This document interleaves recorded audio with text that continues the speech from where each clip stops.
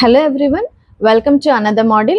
In this module, we are going to learn about continuous and comprehensive assessment in early childhood.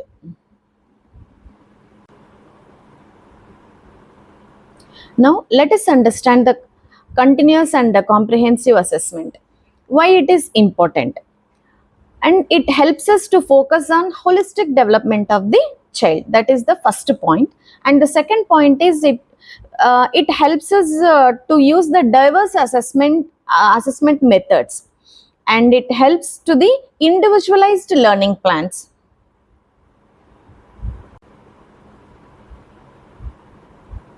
First assessment method is observation.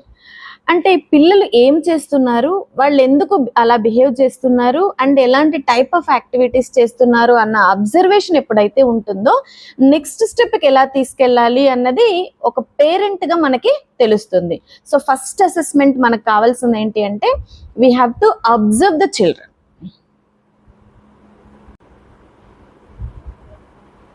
Second assessment method is anecdotal records. అంటే capturing children's learning is anecdotal records. Like whatever they have done, వాళ్ళు ఏమేమి చేశారు అన్నది documenting, like రాసుకోవడం. ఒక బుక్లో రాసుకొని పిల్లలు డ్రాయింగ్ చేసేటప్పుడు ఇలా ఇలా స్టెప్ బై స్టెప్ చేశారు, అది ఒక ప్రూఫ్ లాగా ఉంటుంది వాళ్ళకి చెప్పడానికి. అంటే నువ్వు లాస్ట్ టైం చేసేటప్పుడు ఈ మిస్టేక్ చేసావు, ఈ నెక్స్ట్ వెళ్ళేటప్పుడు ఇది నువ్వు మార్చుకోవాలి. So everything we have to make them to understand, and it is very important to capture. Those moments are very beautiful to the children.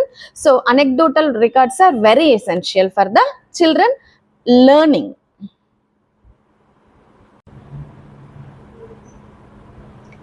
Third assessment is checklist.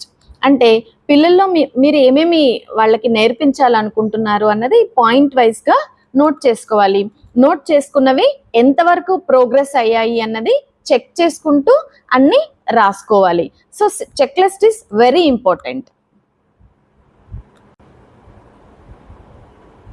These strategies helps the parents to assess their young ones. ఎందుకంటే once they observe, they document it.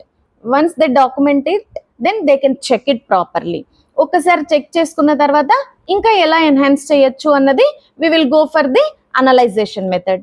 So ఇవన్నీ ఏంటి అంటే పిల్లల యొక్క strength ఎలా strength on చేయాలి అన్నదే we have to focus here. And main thing ఇక్కడ మీరు ఇంట్రడ్యూస్ చేయాల్సింది ఏంటి అంటే కమ్యూనికేషన్ విత్ ద పేరెంట్.